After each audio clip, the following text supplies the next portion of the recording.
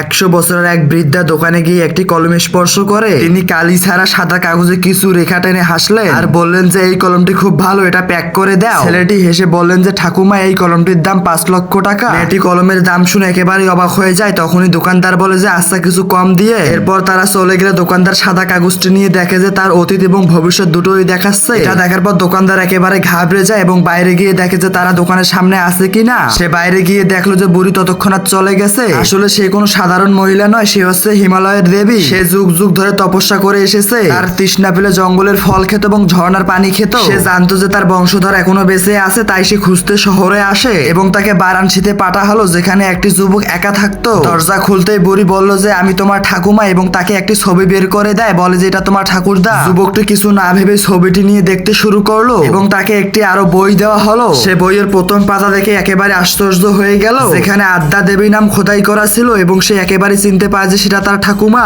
এরপর তার পায়ে প্রণাম করে সোফায় বসতে দেয়।